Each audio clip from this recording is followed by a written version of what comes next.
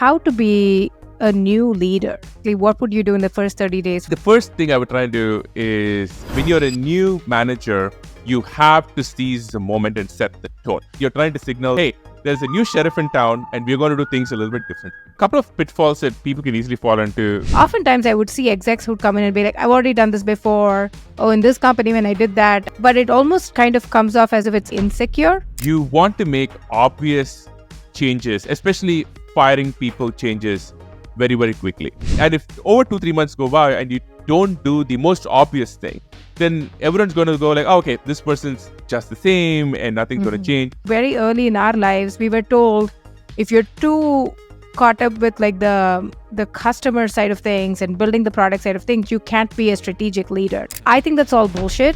The final thing I would do. Hey everyone, welcome to another exciting episode of the Aarthi and Sriram show with me, Sriram, and me, Aarthi. There we go. Thank you so much for joining us. If this is your first time, thank you for joining for the first time. This is on this show we talk about we do an episode a week, and we talk about kind of amazing people in the world of entrepreneurship, building things, and kind of lessons we have learned over the years in being at the heart of many interesting technology organizations. And we have one of those episodes today. But whether you're new or you're here again, one thing that would help us out a lot is if you can show us some algorithmic love. By that, what I mean is if you're wherever you're listening or watching this, hit like, subscribe, turn on notifications. If you're on YouTube, follow our channel, hit the bell icon. If you're on Spotify or Apple, follow our podcast, leave a review. This helps us a lot. So please, the algorithmic gods. Okay, Aarthi, hey, what are we doing today? Before we just jumped into that, I just want to say we got a lot of new subscribers from the last time we recorded the episode to now. So if it's the first time you're listening to us, welcome. We're really excited you're here. There's just been this like uptick, and now it's the year-end list. So for people who called us out on Spotify Unwrapped and or Spotify Wrapped, and just tagged us everywhere. Thank you for doing that. It's just really exciting for us to see who you are and where you're listening from or watching our episode from. For folks who've just discovered through other people's just social media, welcome. We hope you find something useful in here for all of you. Yeah, by the way, the Spotify Wrapped stats was awesome. Yeah, because we were just blown away. We've been doing this for maybe over a year now, and just seeing we should put the numbers, but one, being in so many countries.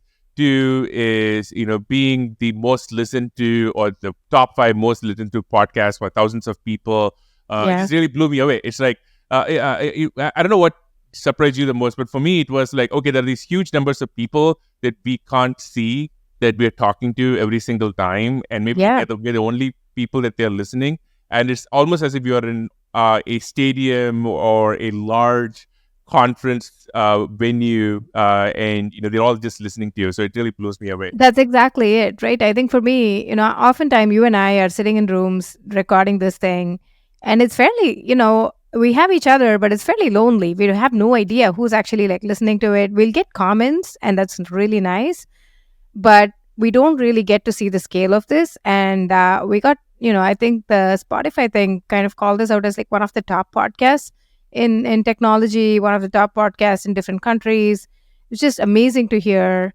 And I also think, and the other stat that blew me away was most of our listeners of the podcast joined us in the last few months. In the last 5-6 months is when they all came in, which is amazing because if you're new here, welcome, which means I can repeat all of my jokes, and it'll be as funny as if you're hearing it for the first time, or not funny, but you can keep going.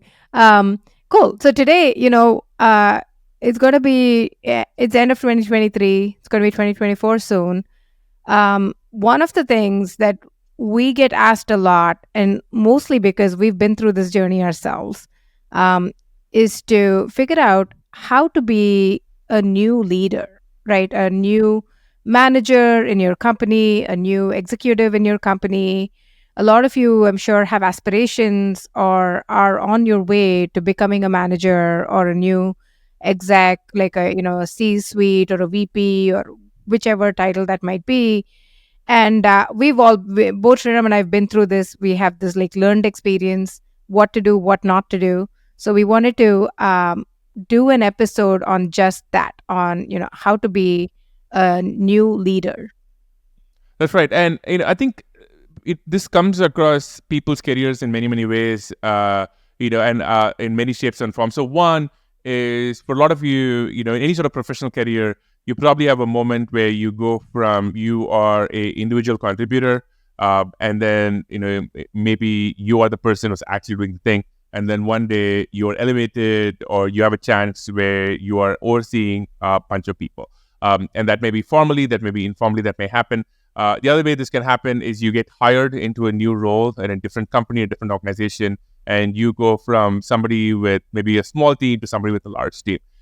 We've had the chance to do this a few different times, and it's always interesting. And what you want to do today was, approach it as if this is your first time. You're taking over a team. It could be a small team. It could be a large team. And you are trying to figure out what you want to do for the first 30, 60, 90 days. So this is not going to be sort of a, how to be a fantastic manager. There are amazing books and content, and we'll try and do some of that also. This is just, you're getting started. It's your new role, and, you want to, it's your first 30, 60, 90 days. And what do we do, right? Right. That's exactly it. So, Sriram, let's say you are that person. You landed this new job or you got promoted. You have to write down your 30, 60, 90 plan. And folks are new to this. It's basically what would you do in the first 30 days, first 60 days, first 90 days. You put it together in a document. Many companies have this as a protocol, but, sometimes you just kind of like organically write one yourselves just so that you know what you're doing and you can track it. So in your view, Sriram, if you're that person, what do you do? How do you get started? Well, I think the first thing is, and those of you who have been through this will understand this. And if you're an individual contributor, you may also feel some of this. It's the very first time you go from being responsible for just yourself to being responsible for a team of people. I think a lot of people feel not prepared and not ready, and this manifests itself in many, many different forms. Like you walk into a meeting and you go, oh, wow, like everything I say has deeper meaning now and people are going to take me seriously. Do I know what I'm saying? You look at every single person and you think about how you're now responsible in many ways for their career and their happiness, where in the past you might have just been responsible for yours. So that's what you thought. And I think a lot of people, and I definitely went through this, you go for the very first time and you think, okay, I don't know what I'm doing.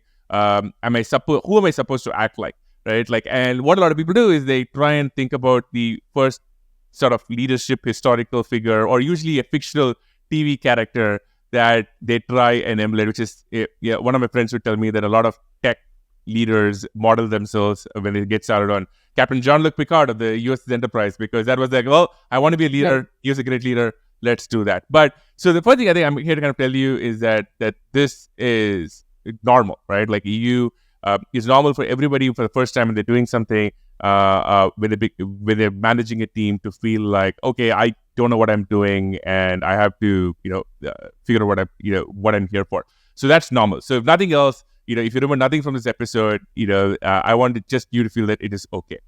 But I think maybe next after that, I think the thing to think about is that you have a period of time, and there is no actual number, but it's somewhere between 30 days, less than 30 days is too short, but it definitely not over 90 days, where you have the chance to make your first impression and to really set the tone for your tenure or term as manager, right? And by the way, this is true for anyone. This is true for new CEOs. This is true for presidents. You have like a limited window of time, because in that time, people are getting to know you. They are going to cut you some slack for mistakes you may do. They're trying to figure you out. And after 90 days or so, they've kind of really, usually formed their beliefs of what you're trying to accomplish. And then you're a little bit of Right. steady state mode.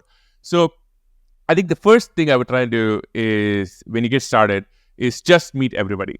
And I would implement a particular protocol where you go get a one-on-one with every single person in the team. And this is obviously easier if you have a smaller team. If you're suddenly taking over a several thousand person organization, it may be more challenging. But I would definitely make sure that you meet all the key leaders. If you have other managers reporting to you, you want to meet all the key contributors, everyone who is a valuable node in the organization.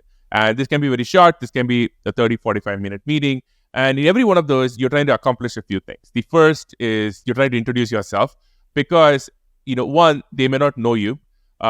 Or second is what is more common is they may know you, but in a previous role or a previous capacity. Like previously, Right. for example, you were the most senior technical engineering contributor. And one day you're now the engineering manager or the engineering director or whatever the case may be.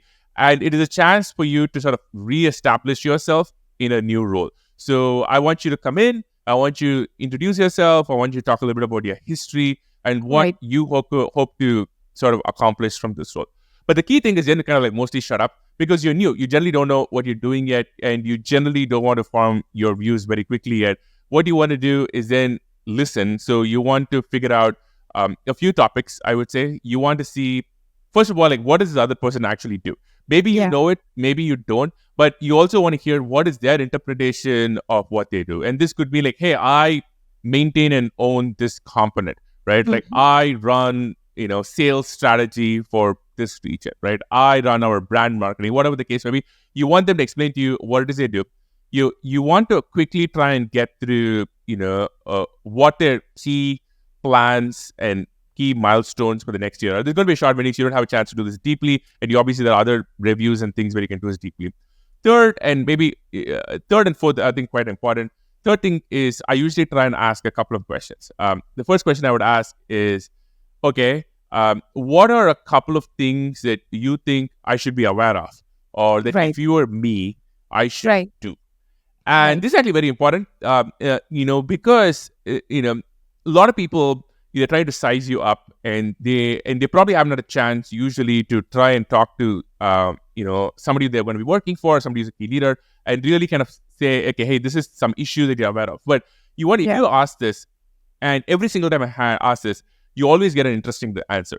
Yeah, and this answer could be something like, hey, this thing that we're working on is not really working, Right. or or we are this team and this team are not talking, or there's going to be something, and they may not tell you directly, but if you talk to enough people, you're going to start triangulating some things. And it's quite rare for you to talk to maybe a dozen plus people and not have the same theme start pop up. And if you want Mhm. to get a little bit more expansive, you can say, hey, what are a couple of things that are going really well, and what are a couple of things that I can work on improving. And Right. over time, you'll quickly find that the items start triangulating. Like the person I actually really learned this from is Andrew Boz, who's now CTO of Meta. And when he first took over the ads team, this was over 10 years ago at this point, he went on a tour. He took it over from somebody else who was running ads. And he wasn't in ads at the time. He had no idea how advertising worked. And he went and asked every single person or every single leader of the team, hey, what are things that are going well? What are things we should stop doing? And he got some very, very similar answers from everybody. So, and then he was able to, kind of say, okay, these are things that everyone has on their mind. The final thing I would do is I would try and ask everybody, hey, who are a couple of people I should talk to? Yeah. And, this is just a couple of things. One is you may already be talking to them. That's not the real issue. But it tells you who is respected, who is sort of thought of as a key figure in the organization. So, for Mhm. example, it may not be just like the engineering manager. It may be that rock star individual programmer that everyone knows to go to, right? Or this Right. person who's been in the organization for always keep a secret. So, anyway, so you do all of this for the first, say, 2-3 weeks. You do nothing else but this. And end of 2-3 weeks, what I think we should do just for yourself, but even maybe you want to think about sharing this, is you should write up a little document about everything you've heard. Like, Right. what are the themes that you wind up hearing? What seems to be on top of people's minds? Who are interesting people? Who are people that maybe are not performing really well because others seem to have issues with them?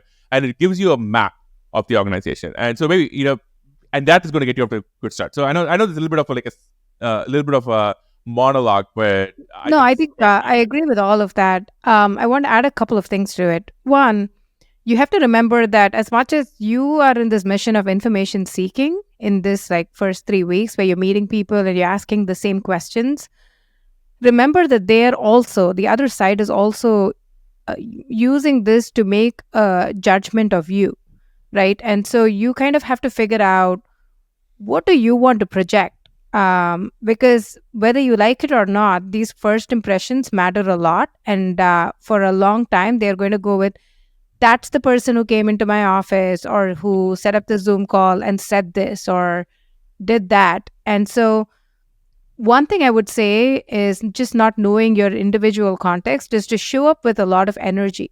um, just be excited about what the role is, what you're trying to do, what you're trying to accomplish.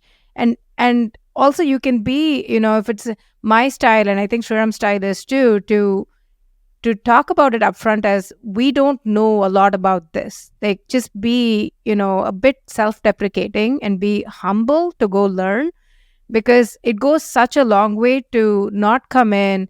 Oftentimes I would see execs who'd come in and be like, I've already done this before. Oh, in this company when I did that, I did this thing. And Oh yeah. some of it comes off as if they want to try and like establish that they are here for the right reasons, and that, be this company hired the right person for the right role.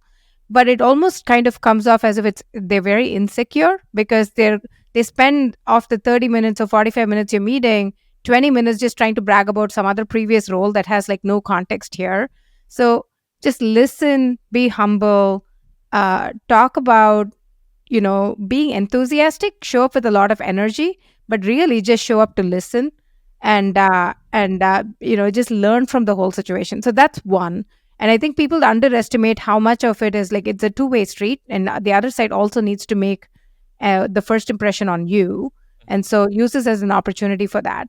And two, I think similar to what Andrew Bosworth had told you, Shriram, this is in a slightly different context. Manik Gupta, who's now VP at Microsoft, was a CPO at Uber. He had said this in a slightly different context on interviews and interviewing, where he basically said, when you talk to a lot of people within this company in like these similar leadership kind of roles, you ask very similar questions to all of them. What's working, what's not working, what would you change, what do you wish you had the capacity to go change quickly, that kind of thing. Like have a template of questions and ask the same thing to every person who you're meeting, and then write it all down. And it's up to you whether you want to like name the person or not name the person, but put it all together in a doc similar to what you said. And at some point you're going to have to like publish it, like put it together as a memo or share it, or at least share it with your like your manager. And in this case it might be the CEO or whoever. Like if you're the exec, make sure that it's like published so people know and have this sense of like, oh, this is how we all perceive the business and the challenges and the opportunities to look like, kind of thing. And also it's such an easy way for you to just map everything and map not just people but the problems in the business in like a pretty easy way. Yeah, I think there are a couple of pitfalls that people can easily fall into when they're doing this.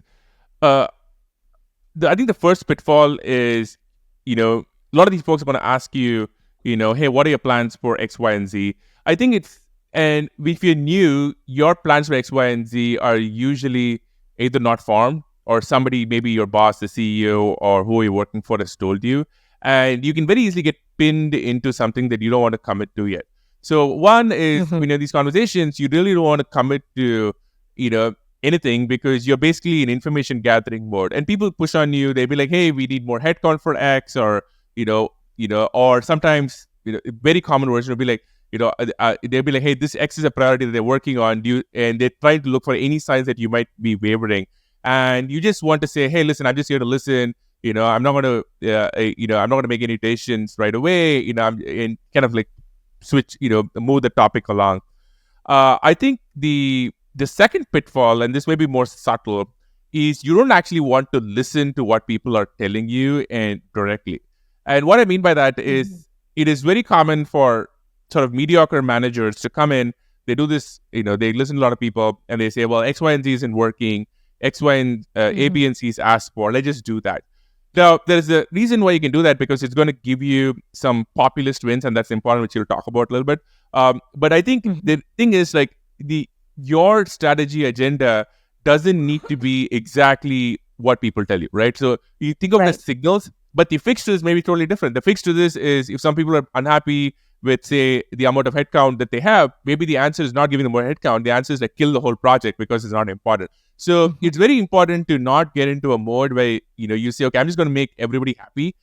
It's more important to just get a pulse of the organization. So Right. this may be a whole other topic, but yeah, I think if you just kind of do this map right under the dock, because I do think that's important. It tells you, especially when time goes by and memory fades, it tells you what's going to happen. Okay, Exactly. so That's the other thing, right? Like the reason to write a doc is not just to like share and all of that, but also in a few months, you'll be so sucked into this organization and the problems and the day to day of like running this business that you will forget how it felt to be this outsider coming in for the first time. And this doc will almost always serve as a really good anchor for you to be like, this is how everybody else perceives this business and the challenges and everything else to be. So it's good for you to just document when everything is fresh in your head and when you're not really an insider yet. yeah, and you also see who were people that were trusted, not trusted by by omission, and you want to build them up. Okay, so next up, so one, you're giving yourself some breathing room. You don't have imposter syndrome. Two, you built this map. The third piece, what I would recommend is you want to make obvious changes, especially firing people changes very, very quickly. And this is something which Gokul Rajaram taught me when I took like a senior job a while ago. I called him for advice, and Gokul told me, "Hey, so when you take on a new role, people want to give you some period of time. Maybe it's a month or two, and every organization, there is usually this very sort of like emperor's new clothes style issue. And in my case, when I took over this role, there was this sort of mid-level leader who was quite obviously not performing for multiple reasons, but nobody had really built up the corporate energy to say, hey, this place is not working out for you. And what Gokul would tell me is, when you show up, people want to give you about a month or two to say, hey, is this person going to actually do what is required? And if over 2-3 months go by and you don't do the most obvious thing, then everyone's going to go like, oh, okay, this person's just the same and nothing's going to Mhm. change. The second part of it is, when you're new, you have the latitude, you have the permission to go make changes, right? And because you're the new person, people are going to trust you. Your manager's probably going to back you up. You have sort of institutional authority. So I would say, if you come in, there is a temptation to go, okay, I've come in, I'm going to evaluate all these people. I know these people had, really challenging performance reviews or really, really challenging feedback from their colleagues. So it's very obvious and working on. But you know what? I don't want to come in and be the bad person who immediately, changes things or moves people off the team. And I would say you should be the opposite. If you come in, first 45, 60 days, there'll be some obvious changes to do in the organization. Changes, sometimes could be positive, like elevate someone to run a team, or give someone more responsibility. Or it could most often be like, this person is not working out, we need to make some changes. So do that quickly, right? Like, do that in the first 45, 60 days. Work with your HR team or whoever the case may be, and say, hey, this is not working out. Because once you have that window of time, and if you lose that, it's going to get way more challenging as time goes by. Yeah, I think I agree with that. I think it's also, I acknowledge that it's not pleasant. Um, I also, I really struggle with, you touched on this earlier, Shriram, like being an imposter. Like, what do I know? I'm not an expert here. There are these people who've been building this business for so long.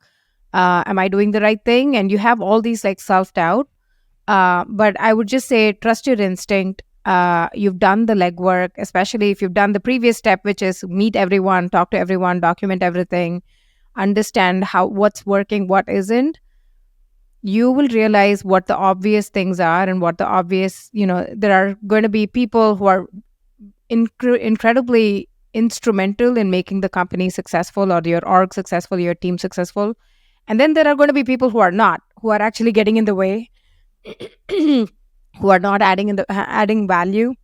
They're probably may not be in the right role or the right company, or they're, whatever might be the issue is. So you don't owe it to anybody else to figure out, to give time or do anything else. Like, make the change, be confident, be bold. I wish somebody told me that when I did this for the first time, because oftentimes you're just so crippled with just insecurity and just feeling like you just don't know enough.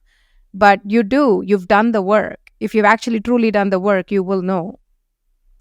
And yeah, and I think one thing empirically, if you talk to any senior executive, you'll find is that nobody almost regrets, making someone like leave the team or firing somebody. In every single case, everybody's like, I wish I'd done that sooner. It Oh yeah. cleared up so much baggage on the team. It improved morale. It was very much needed. I can't think of a single time in my career when I've had to, remove someone from a team where it wasn't working out, and it hasn't dramatically made things better. And by the way, that doesn't mean that person wasn't great. Obviously, the answer is like that place wasn't just the right fit for them for any number of reasons. But in every case, when something isn't working out, you know it very quickly. And Yeah. when you're a new manager, you have to seize the moment and set the tone. Because Yeah. once you do set the tone, the reason, and look, there are a lot of podcasts and books which talk about why you should fire fast. But the reason you should do it, especially as a new manager, is that it sets a tone like, hey, in your regime, in the era of things are going to operate in a certain fashion, and part of it's going to be, we have certain standards here, and I'm going to make obvious changes very, very quickly, and that's going to win you so much karma with the team. People are going to like, okay, this person, is not afraid to make some of the steps that are required, and every single case I've done that, it's been great for me. So that'd be like the third thing that I would think about. Got it. Yeah, that makes sense. Okay, so you've met a bunch of people, you've written your like memo internally, you figured out what changes to make, especially like exits, departures. You've thought through that. Yeah. Now you have this core group of people, you have your own team, you're a manager or a manager of managers, you're an exec, like however you want to define your title, your role. Um, what do you do with the rest of the people who are now there? Yeah. Well, there's a few things to do, but I would say in the context of the first 30, 60 days, uh, you want to, establish the rhythm, cadence, communication style of your regime, let's call it, Yeah. right? And this happens in many ways, small, symbolic, and large. And here's a few tips which I love, and this might surprise some of you. The first thing you should do when you're taking over a team is every team probably has some sort of like a weekly sync or a daily stand-up or some status meeting. The first thing I want you to do is to delete the existing cadence and set up a new cadence that comes from your calendar at your schedule, right? Mhm. And with maybe a new Why, name. why would you do that? Why is it important? Well, I think when you have a new king or new queen, you want to say, hey, this is how we do business now, right? And these are, Okay. and out with the old, in with the new. Because sometimes when you just take over an existing meeting, right? Like people are going to be like, well, this is how we used to run things. This is kind of doc we used to use. And there's obviously some props for continuity. But I always find it so much better when you come in and say, okay, this is how we work here now. And so I have a few elements. First is meetings, recurring meetings. You have to delete every single existing one and set up everything from new, preferably in a new time, in a new slot, in a new sort of format that comes from you. Okay. By the way, this is a little challenging if you've been in the team for like several years and you're just taking over. But even then, when you take over, it's a new opportunity to kind of like shake things up. So that's number one. Yeah. So, Sriram, like the question I have, having been through this, right? It's easy to say that, and there are some of these rituals that the companies, teams, orgs follow are they go back a long time. So as much as it's kind of, it is, to me at least, it is a bit annoying to be like, to always hear, oh, but this is how we've always done it, but this is how, sometimes I want to be like, well, it didn't work, or it's not working as well as you think it does, and you kind of want to like reset it. but what's the line? How do you make sure that you're both like respectful of the culture and what you're joining in? Remember, you're like the new person. Like, you are the foreign object entering the system, right? How do you make sure that you're like respectful of the people and the culture, but also you want to tell them you're here to go make a positive impact and a change, and there is like new velocity and momentum and energy here? How do you just trade that Well, off? you probably get building up a lot of karma from all the other things that we talked about, which is you're talking to Right. them, you are making all these changes. But one of the things I've really come to believe is the heart of any organization is cadence, and that Mm. comes from the small atomic things you wind up doing. So the first thing I would do is destroy the existing meetings, set up new ones on your agenda. The second thing I would do is to destroy all the existing weekly emails or updates, and then start sending out new communication cadences. And this could be a Slack channel, this could be a weekly email, doesn't really matter. But it has to come from a email address, maybe yours that you choose, or a Slack channel that you choose, a format that you choose, and you got to do it consistently, right? Like you got to do it like every single week. It has to come from the same time in the same format, and they start associating it with you. So this has like a few reasons for doing it. The first thing is you're trying to signal is, hey, there's a new sheriff in town, and we're going to do things a little bit differently, right? The second thing you're trying to do is you are trying to set tone and culture. And I find that the easiest way to do that is in how you communicate, in which Right. how frequently you do it, when you do it, how you do it, and then how you sort of set up these gatherings. How do you bring people together?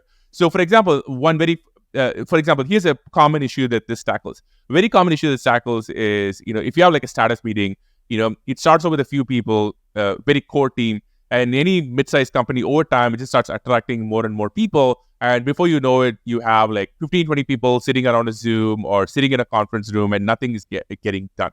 And when you come in new, you have a chance to start afresh, right? And you go and you say, listen, hey, I know there's a lot of people in this meeting. I don't mean to offend anyone's feelings here, but I want to start really small. And if you really need it, we can bring it back again. So it's kind of a chance to start fresh and be like, okay, we're going to start with 3, 4 people again, and we can expand as needed. So it's going to help you tell people that there's a new sheriff in town, and it's going to help you set the tone and cadence that is required.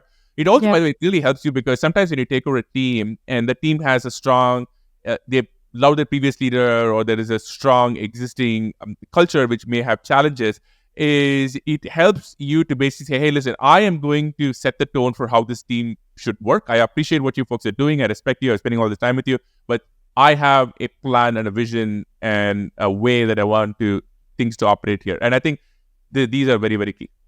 Cool. I have a couple more. At least like okay. So one thing that I find, especially as you grow up the ranks, people stop doing, especially if you're like hired as a new exec, you don't use the product, and that is such a bad thing. You have to get to the roots of what this company does.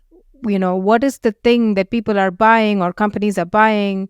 You really have to just try the product, use the product, talk to the right people, preferably talk to the people building, like talk to the engineers, and if you can't get like a version on your own laptop to go try out, or you can't try the product, for some reason, get somebody to show it to you, like see the demo.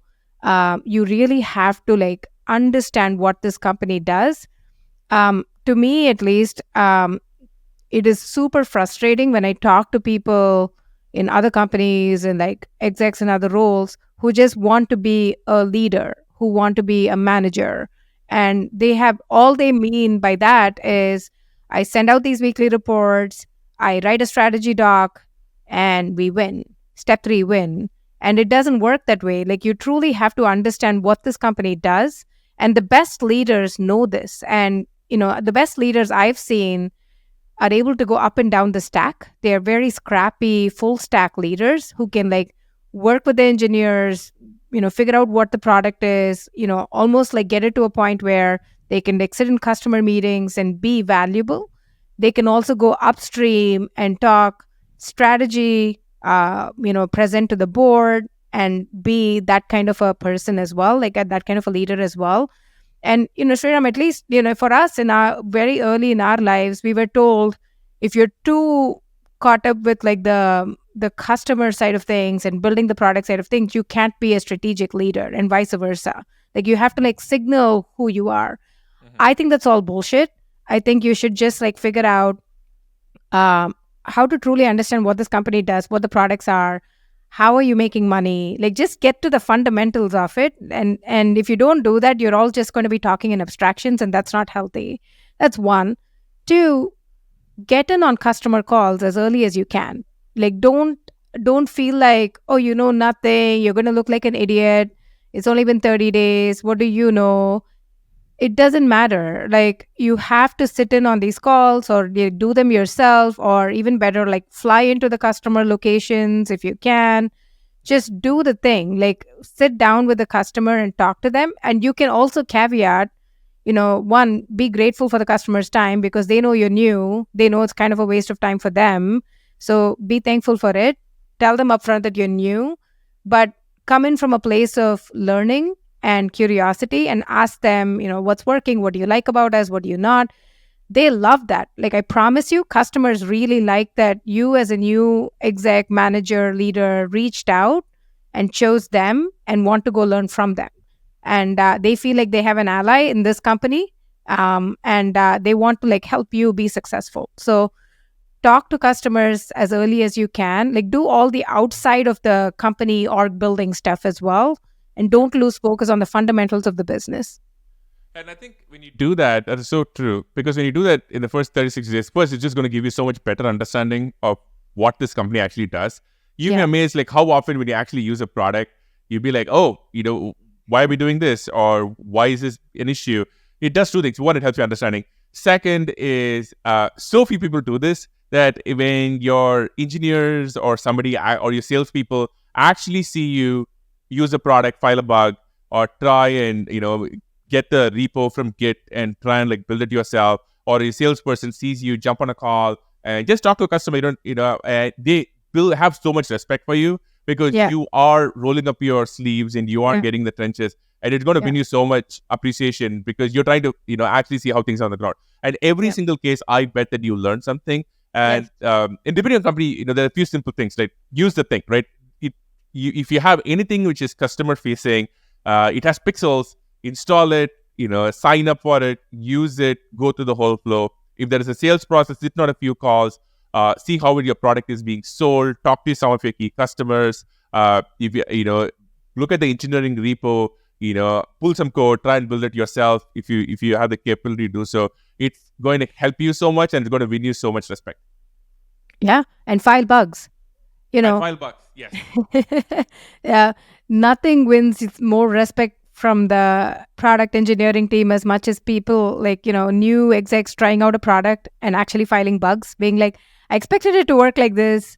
It didn't. Maybe I got something wrong, but, I just want to file this thing. And trust me, it's just people feel very enthused about a new person trying out the product and caring enough to fix it or want to fix it.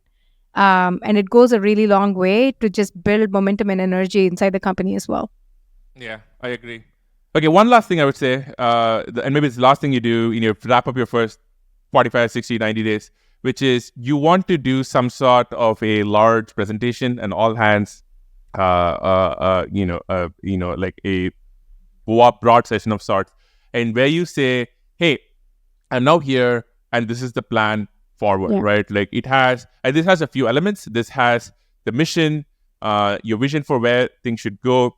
Yeah. It incorporates, some themes of what you've heard, which also tells people that you've been listening. It also tells people how they actually mapped up your plan ahead, and then actually articulates the plan that you have going forward, right? And typically, I would say you want to do this in the first 3 months. And depending on the size of your company, this could be a small group or this could be a presentation to several thousand people. But you want to do it in the first 3 months. And that is, once you've done that, you're really off to the races, right? You're now, people are going to be like, this person's here. They've been established.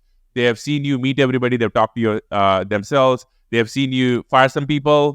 They have seen you on customer calls. They've seen you roll up your sleeves. So they now know when you make the presentation, they know that you've put in the work. and then the presentation itself, the plan, the strategy, whatever the case may be, they're going to be like, okay, we know what our marching orders are. We're ready to go. So that'd be like the last step. Yeah, I agree. Sriram, I think you've done a really good job of this one thing, which is to find your first win, right? How do you do that if you're a new exec Yeah. leader at a company? Oh, great point. I would say, it's, gosh, we probably mentioned this earlier. Probably one of the most important things to do is to find a small win in the first 45, 60 days, right? And there are a couple of ways to do this. The first is if there is, you basically find a small project or a small issue and you try and get it done, right? And this could be, for example, somebody's blocked on like a product issue. So you jump in, you show up in every single meeting, you roll up your sleeves and you get the product out the door. Somebody is trying to do a sales negotiation and you are known as negotiator. They're stuck. You jump in, you help get the deal done and inked and signed.